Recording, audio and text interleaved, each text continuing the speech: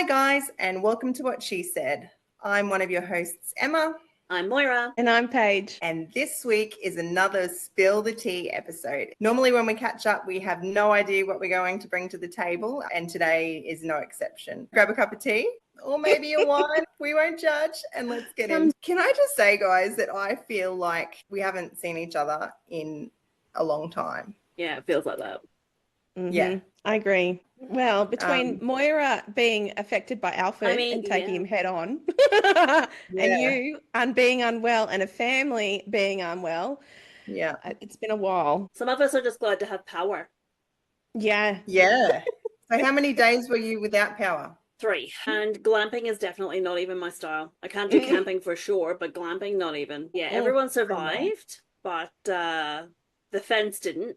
But we managed to fix that. Really? Yeah, we lost a bit of our fence. We managed to grab it. I think it hit Friday night at like 11 o'clock, and it woke me up because there was this massive gust of wind, and I swore that it had lifted the whole roof off my house. Oh my God. I was like, oh my God, what happened?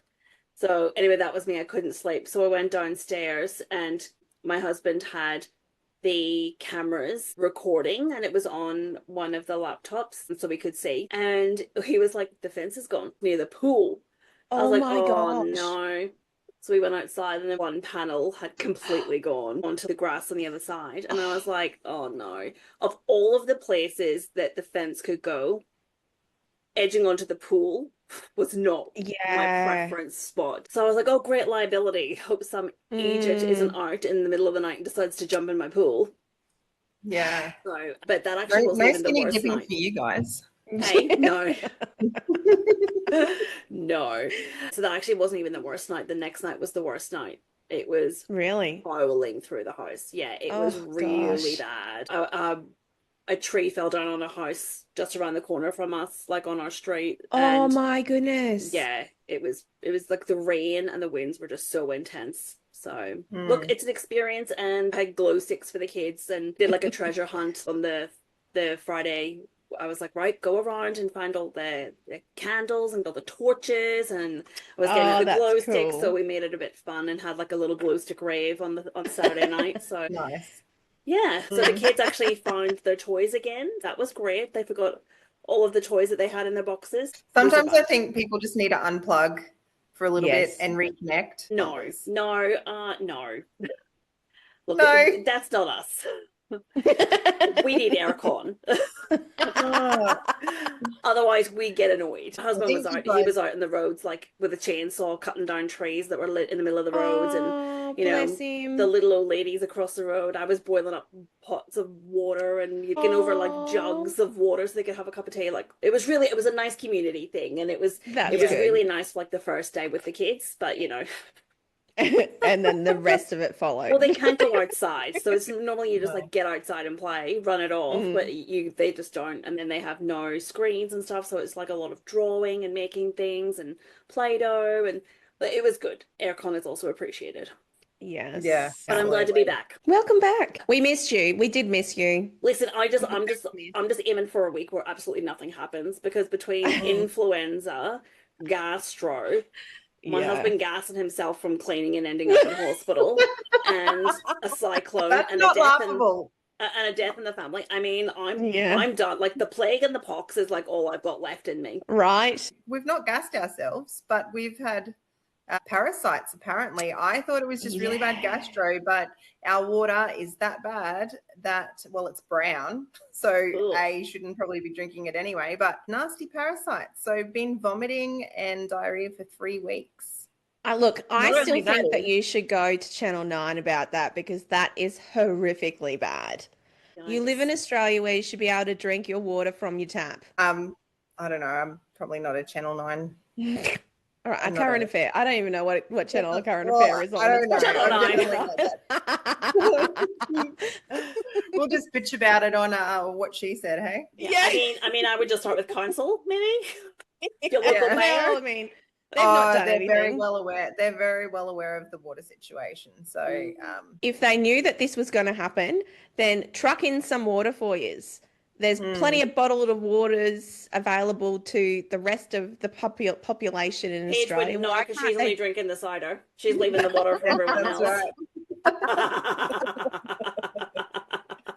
Right. Get some cider into you, you'd be right. Yeah, exactly. Well, you wouldn't be sick if you were drinking cider. So I was just getting over gastro. Probably the first meal I'd cooked in 3 weeks. Cut up some chicken and had the cutting board still there on the bench. Hadn't cleaned it yet. Oh no! And my partner, ended up cutting up something. Oh. And I hadn't realized. So then I was eating what he'd cut up. Yeah. And then I kind of I said, how did you cut this? And he's like, on the cutting board on the bench. And I'm like, the one I just cut up chicken on. You could see the defeat in his face. He just looked down and he's like, oh, shit. Oh, gosh. So luckily, it's another week. Yeah, well, exactly. I mean, it hasn't hit me yet. So that might be right. Hopefully. Salmonella, you're no match for this parasite. Otherwise, get some pawpaw seeds in here. You'd be right. So what did they do again? I've never tried this, so I don't actually know. But apparently, if you swallow pawpaw seeds whole, they attract the parasite and then expel them out of your body. Yeah.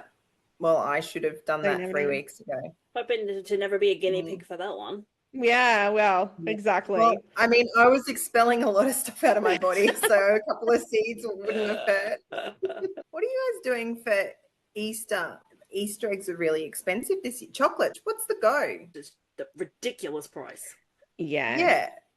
I have no idea why there's such an inflation on it. It's crazy. So you know who I stand this back to? Mr. Beast. Why Mr. Beast? So he did. Who's Mr. Beast? So he's a YouTuber. He's a really successful.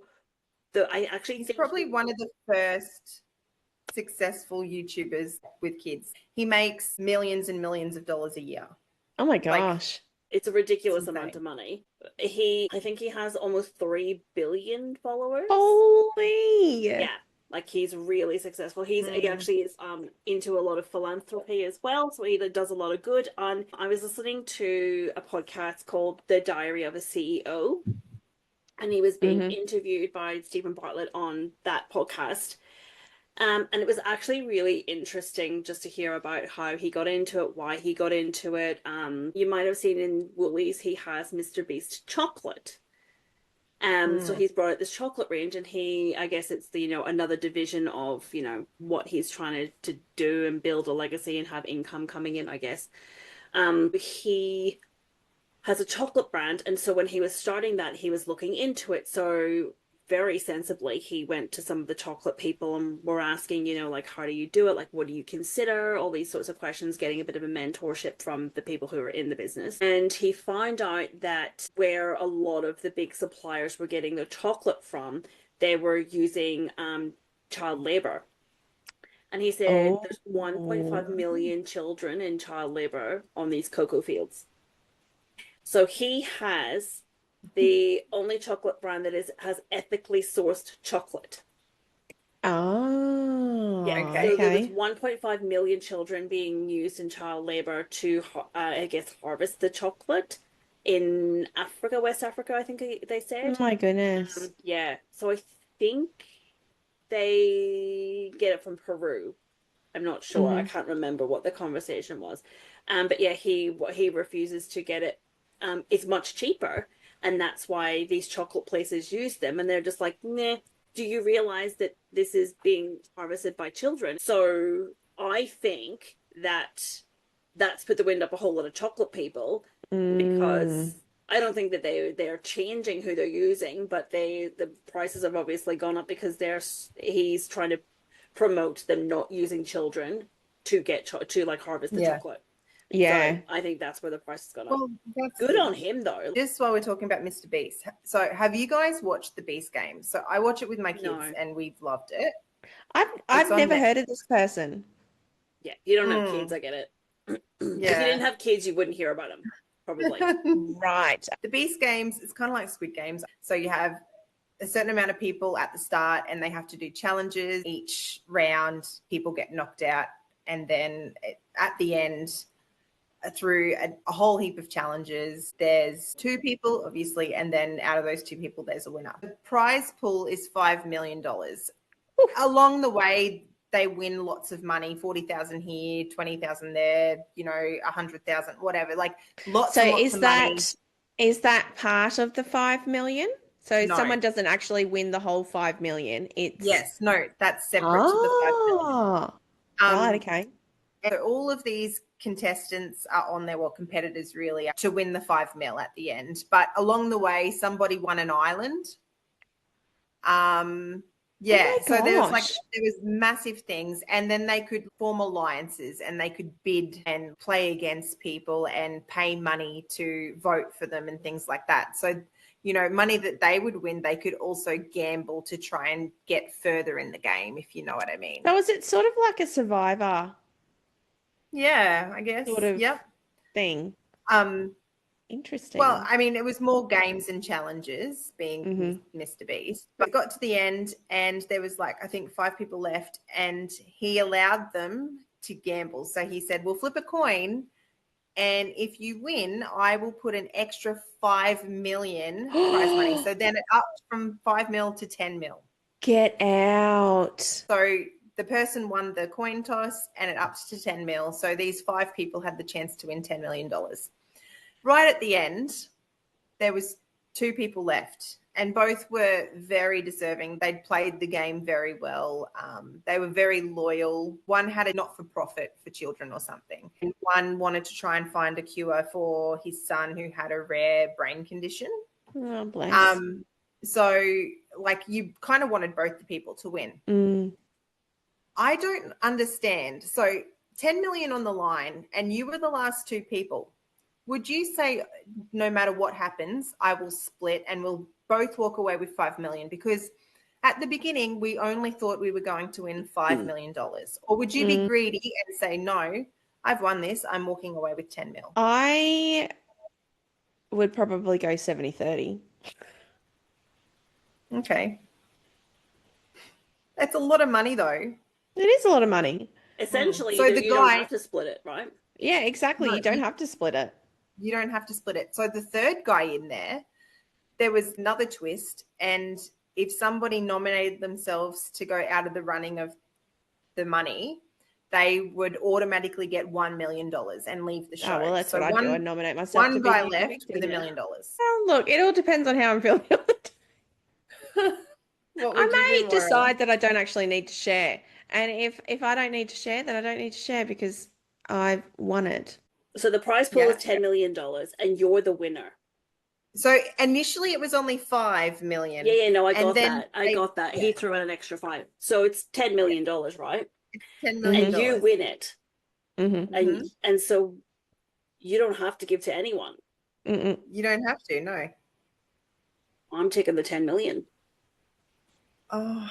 I'm not What sharing. would you do, Em? I would share it. Considering the prize pool was only $5 million and you went into it knowing that if you were to win by chance, you were only going to get 5 mil. Yeah, so I would still walk away with 5 mil, and the other person is just as worthy. No. So that's where you're You wrong. beat them. You beat them. There's not gold and gold and a half. It's gold and silver. Okay, but you come first or you come winner second and runner up. Exactly. Okay, so the game was a game of chance, the last game. So anybody could have won it. Exactly. You're only as good May as your the best odds day. be forever in your favor. Exactly. It's not a popularity contest. It's a competition. And you know what you sound like? You sound like every other person who wants a participation award. It's only 5 mil, so I was only ever walking away with 5 mil anyway. I don't care how many mils it is. I'm still taking the whole 10. Yeah, I'm jumping ship, and I'm going to say no 70-30. I'm taking the whole lot. I'm taking the whole lot. Righto. Okay. All right. Do you know what I'd do? I would pay to get water shipped into into your house. Do you know what would be cheaper? Just That's what I would do.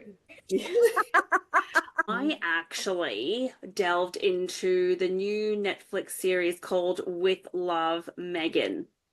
let's be honest, anything that has Meghan Markle's name attached to it has its fair share of controversy. So, well, this is true. I'm curious. Did you see this at all? No.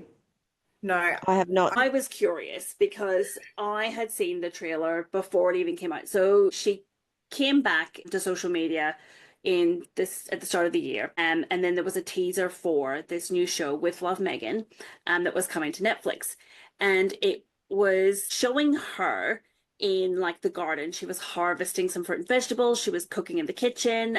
She looked very put together. She was shopping at a flower market, and then she was arranging the flowers, and then she had some girlfriends over and they were having cocktails. And I thought from the trailer, I was like, this is right up my alley. Love this. This is going to be an easy watch, like a really young, youthful Better Homes and Gardens sort of thing. Yeah. And I thought, this is me. I'm digging it. Like, I'm that age now that's my thing. Like, cooking and gardening. Like, how sad am I? But I was like, look, you know what? I think this is going to be a hit for me. And then I thought, I'm curious though, because she's quite polarizing. So she is quite controversial. I really wanted to like her. And look, when she got engaged to Harry, I was the first one that was like, this is great. I think she will bring some kind of relevance to the royal family. I think she will do wonders for them and people will get more engaged about it now. But maybe that's not what the royals wanted, or maybe she became too popular and they got a bit pissed about it. So I don't know. Anyway, I really wanted to enjoy it because essentially at the ripe old age of 38, this is what I've become. So it's someone who is trying very unsuccessfully to have a harvest garden. It's not happening. So especially not with Cyclone Alfred. He took out so many trees. Meal for, the kids and I guess the family that's not chicken nuggets or pizza. Have a laid back, easygoing, carefree attitude, which I believe would be attainable if I had millions of dollars in the bank and copious amounts of staff to help with it all. And if I spent my time in a staged house where I'm not bothered by anyone, nor do I have to clean up after any of the mess, and I could just play in my garden, drink tea and cocktails all day. That's my full-time gig. I'm sure I would be like that as well. But back to her, back to Meghan. If you're not familiar with who Meghan Markle is, before her royal chapter, she was an actress. She was on Suits. I must say that I loved her character so much. I thought she was great. I loved her even more when her and Harry got together. And I still actually really like her, regardless of what's been in the media. Yeah. Yeah, I mean, like, if maths is anything to go by, you just can't trust what you're being told, right? Yeah, that's absolutely. right. Find out for yourself. So I actually quite enjoy her. And she had a book-sell blogger site called The Tig before she met Harry. And her blog was filled on tips on food, travel, and fashion. Now, she gave that all up to become a royal when she married him in May 2018. So after many projects, this is another one for Meghan that she's just launched. And her new Netflix series is described as a mix of cooking, gardening, and hosting with a focus on joy and connection rather than perfection. Which I would like to believe, but please tell me who is cooking their dinner in a white and cream ensemble and looking absolutely flawless. Don't wear white. No. I mean, in the kitchen. Like, if my friends invited me over for lunch and then expected me to prep and cook the fucking lunch, then that would be the last time I'd be getting stitched up and called over for a meal. Excuse me. Yeah, I know. I am going to throw our pasta making saga. I didn't invite you over for lunch and then make you cook the goddamn thing. We had a plan, and our plan was we were going to make pasta. That was fun, though. That was fun. But that was very engaging. So how we interacted on that moment is not how they interact on her moment. Also, she sprinkles flowers on fucking everything. Be prepared. Edible flowers. I'm hoping they're edible, and I actually had that thought because she was like, oh, these are some flowers, and I was like, did you just pick them from your garden? Are they edible? Are you sure you can eat them? Do you know the difference between edible flowers and non-edible flowers? Are there bugs on that? Have you washed it? Like, I did have those thoughts. But she also did these little tidbit things in between, like the majority of what was cooking or talking with a friend. So there is a bit where she has her own beehive, and she didn't eat honey before she had her own hive and saw how it was all made. She uses the beeswax that she collected to make candles. So I liked that. And then she was like, you know, if you have an oversupply of citrus, what I like to do is dehydrate them and keep them in jars and like pop them in some cocktails. She actually loosened up in those moments. And like when she was making bath salts and stuff, and she was like, I like to do this. I actually thought it was really good. It was less performative. It was more interactive, and I kind of believed her a little bit more. Look, I did enjoy that she was not just drinking tea, but she was also throwing a few wines and cocktails back there. So I love that. I am conscious what's to come is already been given the green light. So she also has already been given a second season. It's now also interested to see what happens, because when she was applying for her trademark for American Riviera Orchard, which we know didn't get through, in the trademark I guess you have to put what your intention is and what you intend to do or supply or whatever, and it came out that she intended to sell tablewares, drinkware, kitchen linens, edible treats, and cookbooks. So she's really committing to this lifestyle level. Yeah. Which I'm not mad about. This is all my thing. But I think she's probably a great businesswoman and has found her niche. Obviously, having done the TIG before, it's relatable content. Do you know what I mean? She's not dirtying the royal family. There was the whole divorce between Harry and Meghan when they segregated each other's businesses. Social. She was like, well, I am going to focus on mine and what I was doing previously.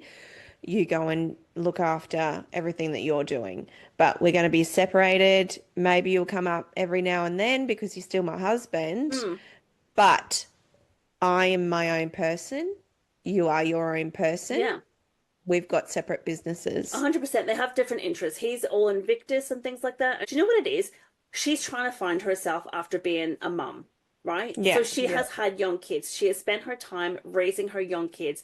And I think a lot of mums can relate to, I think her youngest is what, 3? Yeah. So, and I feel like a lot of mums can relate to your kid getting back to that almost self-sufficient, little independent stage where you're like, actually, you know what? I can do something for me now. But it's like, who am I? What do I like now? Because you're a completely different person on the other side of things. You have a different aspect on things, and you care differently about things that you normally wouldn't care about. So I feel like she's just trying to navigate who she is now that she has time to find herself again. And you know what? Hats off to her. Absolutely. I'm bloody almost 40, and some days I think that I know what I want to do, and other days, like today, I woke up and I was like, what the hell am I doing? Look, I think she's out of the trenches and she's trying to find herself, and good on her. She's got the money to do it. So money always does help.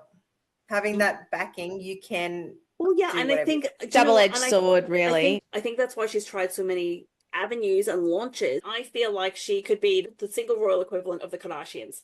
They give everything a go, and I'm not mad about that either. Like, believe in yourself, give it a go. I mean, look at us on the podcast. Do you know what I mean? You know, you've got to do what makes you happy as well at the end of the day, regardless of what anybody else thinks. And look, there's a lot of quizzing about her lack of awareness with the cost of living. I'm calling bullshit on it all, because I sit here and I watch the Real Housewives, and they're shoving every designer down your face, rolling around in their Lamborghinis and Ferraris, and everyone laps it up. Like, how many series of Real Housewives are there? There's one in every bloody country. I will have to admit that I've not always been a fan of Meghan, because I have jumped on the bandwagon with the hype that's gone around it. Do I know Meghan? No. Will I ever know Meghan? Probably not. But the fact that she has now delved into something that I can relate to, which is the cooking and the gardening, I'll probably watch it. That's just like Pam Anderson's show that she brought out. Freaking loved it. Well, they are saying that she stole the idea from Pamela Anderson, and it is very similar. Like, I saw snippets. Yeah, it's very similar. I didn't even hear of this Pam Anderson show. You've got to get onto that. I haven't heard about it until such a beautiful Meghan. show. Where is that on? Where can you watch that? You can actually watch Pamela's Garden of Eden on Disney. Disney. Do you know what? I'm going to watch it so I can compare the two. It's amazing, honestly. I think this is just filling a gap for a new lifestyle content area. This is a younger person's version of Better Homes and Gardens. We're getting there. So anyway, I wonder if it'll change your opinion of her if you watch it. I'm interested to hear. Well, I like her, so I'm actually going to watch it. Well, when you do, I want you to think of something here. Okay. I want to set you guys a challenge too, and to the listeners as well.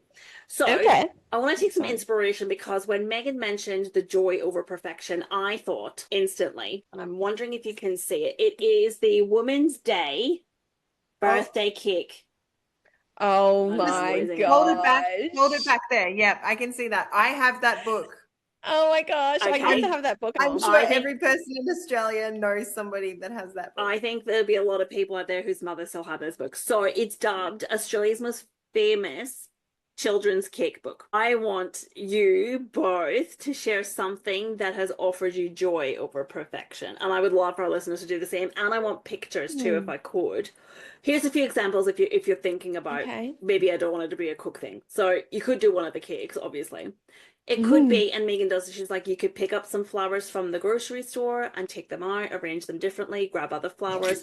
Maybe you're attempting a TikTok dance. Or you're singing in the car and you get the lyrics wrong. By the way, it's not a cheap wine and a three-legged goat. It's cheap wine and a 3-day growth. Maybe you've tried to cut someone's hair or colour your hair at home. All right, that's going to be an interesting one, Mo. Challenge accepted. Is there a winner? I mean, I feel like everyone's a loser. The whole point is it's joy over perfection. So it ain't working out. Whatever you're trying to do, it's not working. So that's my fun thing that I was watching. As much fun as people, I assume, can get from Meghan, the Duchess of Sussex. Love it. No longer Markle. No longer Markle. And she'll tell you that in the first episode. Don't you worry. But... no, getting pretty serious and deep. This is something that I've actually been following on the news for the month. I find it very interesting. 3 Chinese warships that have been traveling around Australia. They're now moving north towards Indonesia. So they've gone up the top and they're moving north. So they're kind of out of Australian waters now. But during that time, there were concerns that they didn't provide the necessary 24 to 48 hours notice, which is why everybody was kind of getting really concerned about the live fire drills, which did cause disruption to popular flight paths. The media also has been expressing during the time concerns of these warship entering and re-entering Australian exclusive economic zones. So pretty much EEZ allows Australia to monitor and control activities in waters, which helps protect interests and prevent illegal activities like piracy and unregulated fishing. So they are saying that this is not the actions of a friend. This is what the Australian government is concerned about. They're saying that the Japanese naval ships that have recently visited Australia, they've docked in Australian ports and they're allowing Australian citizens to enter their vessel. In the past, I know the Americans have also done the same. So this is something that is pre-arranged, and when they do come to Australian waters, they actually dock on land and are quite open to Australians and allow them to walk through their ships. I guess for China, these ships kind of circumnavigating around Australia or in international waters, the government is saying was a message of strength and power. Literally saying, look what we can do. Yeah. Yep. That's right. What are you going to do in return? Yeah. So leaders, not the Prime Minister, let me say that, not the Prime Minister, are saying we shouldn't overhype this, because the Prime Minister at the start was definitely, I think, a fueling point for the media. But they're saying that it's not out of the ordinary. So, I mean, it could just be a training expedition. Well, they say it's not out of the ordinary. However, when was the last time that you heard of a foreign country ship entering the Australian zone or close to without saying that they were coming? You and would also never hear about that. Exactly. So they say that it's not a common thing. Yeah. It's not the action of a friend is what they've said. That's right. So, Paige, you live in Tassie, right? Mm-hmm. And I think this particularly concerns you because Tasmanian Senator Jackie Lambie said Australia would be stuffed if the Chinese Navy attacked. No. Now, this is what she said to the Today Show a few weeks ago. It's not China that's bothering me this morning. It's our Defence Force and the equipment that it has. Now, I was lucky enough to get her sister, Mackie Lambie, to talk to me. Now, she weirdly looks identical to me, but she sounds a little bit like Pauline Hanson and me. Hang on a combined. second. To talk to you directly? Yeah. As in Emma? Yes. Oh, my gosh. Her name's Mackie Lambie. Mm-hmm. You ready? Mm-hmm. Oh, my God. Oh, gosh. Hi, Mackie. Hello to all the What She Said listeners. Yeah. Now, my sister said, this is what she said. She only gave the Today Show the short version.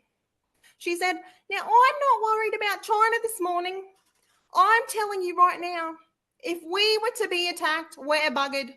We're absolutely stuffed. And quite frankly, it's a disgrace. So that is my problem. We cannot protect ourselves.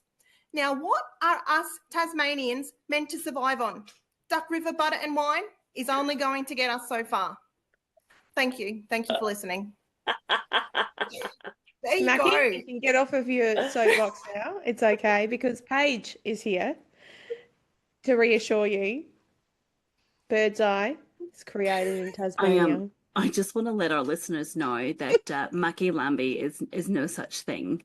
This is just Emma putting on a pair of spectacles and throwing her voice. And we're all privy to that.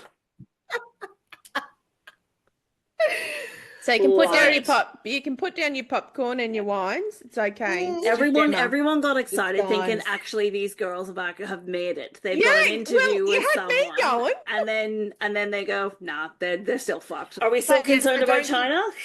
No, I'm not concerned. You know, I'd rather be on this little island of Tasmania only because if the world was to go to shit, I have a moat and we're not afraid to use it. Yeah. Got a moat. Mm-hmm. Duck River butter. Anyways, now that we're kind of out of threat and the Chinese warships have moved on, they are concerned that our fleets are a little bit aged and whether we could actually handle anything if anything came our way. I think, look, they have obviously displayed previous signs of being hostile. Bullies. Yeah, when they're coming close to planes that are, flying and they're putting flares out and things like that. I think they're just poking the bear. Mm-hmm. Yeah. So, and I feel like they've been doing that for quite a while. And or are they poking the koala? Mm.